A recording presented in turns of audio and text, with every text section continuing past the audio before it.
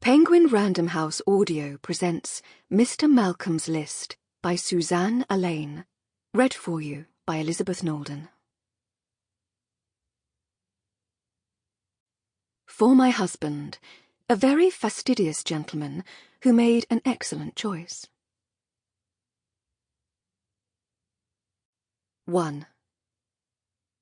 The Honourable Jeremy Malcolm, second son of the Earl of Kilburn, was the biggest catch of the season, the year of our Lord, 1818.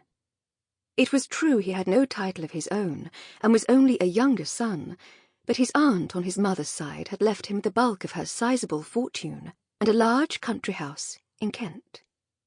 He also had his considerable personal assets to recommend him. Only the most ambitious of young misses would overlook the handsome Mr. Malcolm in favour of the Marquis of Mumford, who was at least 50 and had no chin, just for the privilege of hearing herself called my lady.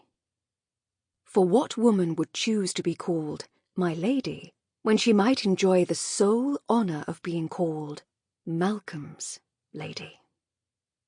But it was beginning to look as if no woman was ever to enjoy that inestimable privilege.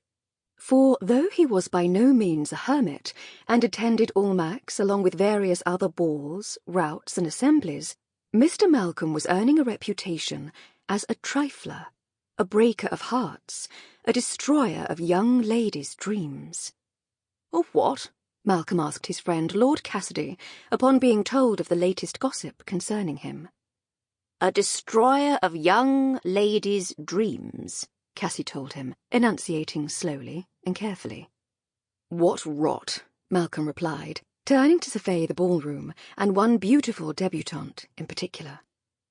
"Perhaps the gossips are correct. You paid very particular attentions to my cousin Julia, and now have not been to call in over a week." Malcolm turned to look at his friend, one eyebrow raised. "I escorted your cousin to the opera once. I did not pay her very particular attentions." "What actually occurred is beside the point. It's what people say that matters. And when you did not call again, how did that make Julia look? She spent 2 whole days locked in her bedchamber because she did not want to face anyone." "If that is typical of Miss Thistlethwaite's behaviour, she has no cause to complain when people speak ill of her." Cassie did not reply, letting his silence on the subject speak for itself. He assumed a wounded expression, and, although Malcolm staunchly defended his friend, whenever it was remarked that Lord Cassidy closely resembled a hound, Malcolm could not deny the likeness was particularly strong when Cassie was sulking. "I am sorry, Cassie, that your cousin has become the target of gossips." The large brown eyes continued to stare at him reproachfully. "I did not set out to distress her, but neither am I going to propose marriage to a woman merely because I took her to the opera." "No one said you had to," Cassie said. "Perhaps not, but it is what they want. What are those dreams that I am accused of destroying? They are dreams of wedding the catch of the season, purely for the sake of my fortune and holdings. The only way I could fulfill the numerous expectations I have excited is to become a polygamist. If I even speak to a young lady, she is envisioning a trip down the aisle." "So why not just choose some girl and make an end of it?" his friend asked. "Why do you think I am here tonight? I am very anxious to find a suitable bride." "What's wrong with Julia? She's generally acknowledged to be a handsome girl," Cassie said, though he couldn't quite meet his friend's eyes. Julia had harangued Cassie into discovering what she'd done to earn his friend's displeasure. Cassie was trying to do his cousinly duty by suggesting Julia as a suitable bride, but he felt uncomfortable doing so. He knew better than anyone just how annoying she could be. "Your cousin is handsome enough," Malcolm agreed, "but she's not the girl for me." "Why not?" Cassie asked. "I don't know," Malcolm said, shrugging his shoulders. "She flutters her eyelashes too much." "What? She flutters her eyelashes too much? That is the reason you did not call on her again?" "It was very distracting. I thought a few times she was dozing off. Once I thought she was about to swoon, so I grabbed her arm. That made her eyes open quickly enough. I think she believed her quivering eyelashes had incited me to make her an offer of marriage. Cassie just shook his head, those canine eyes of his expressing disappointment. Don't look at me like that, Cassie. That was not the only thing that decided me against Miss Thistlethwaite. Malcolm reached into his waistcoat pocket and withdrew a piece of paper. He unfolded it while Cassie attempted to look at it over his shoulder. It appeared to Cassie to be a list of some kind. Malcolm perused it carefully while Cassie strained to see what it said. He saw, possesses musical or artistic talent, and has genteel relations, before the paper was waved triumphantly in front of his face, Malcolm apparently having discovered what he was looking for. Here it is, item 4, converses in a sensible fashion. The only type of conversation Miss Thistlethwaite enjoys is one composed entirely of flirtatious remarks or flowery compliments.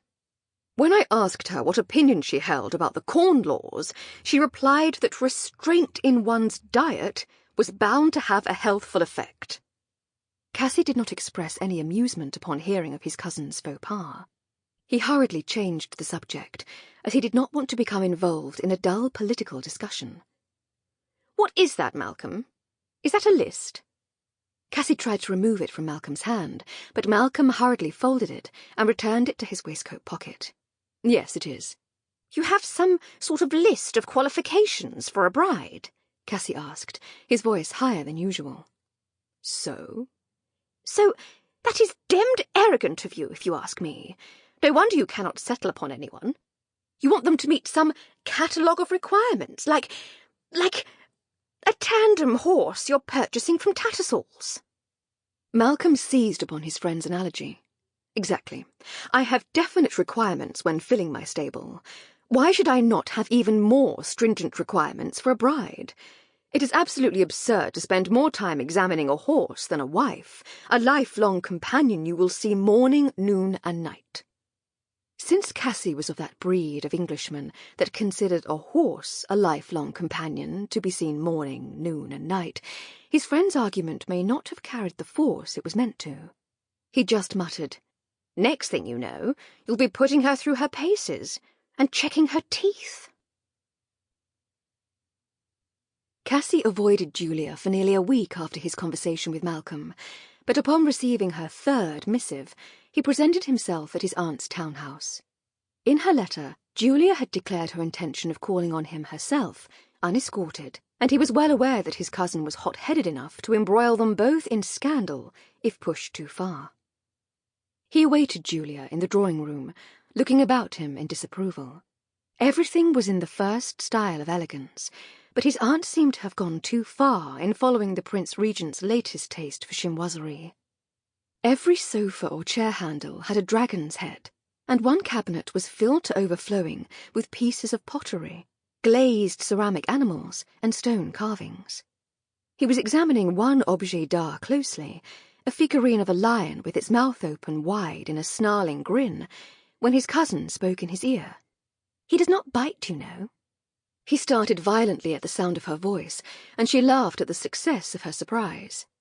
"You have the manners of a Billingsgate fishwife," he told her, waiting for his cousin to sit before trying to fold his lanky body into one of the uncomfortable chairs. "I would not know, as I do not keep the low society you do." She waved away his indignant rebuttal, saying, "Do not worry. I shan't tell anyone that you find a small piece of pottery so intimidating." Cassie began sputtering again, but Julia hurried to the point. "What did Mr. Malcolm say? You promised you would speak to him at Lord Wesley's ball, and I have not heard from you since." Cassie eyed his cousin in irritation, cursing the fates for making it necessary for him to claim kinship with such a selfish, spoiled girl. Neither of them had siblings, and they were only a few years apart in age, so their parents had forced them into each other's company from childhood on. Cassie's conciliatory, easy-going disposition was no match for Julia's more forceful nature, so from an early age he'd become accustomed to acceding to all but her most outrageous of demands. Julia had been an attractive child, and had grown into a pretty young woman with auburn hair, light green eyes, and delicate features. Her air of innocent fragility still managed to deceive most people as to her true nature, but Cassie was not. Sample complete. Ready to continue?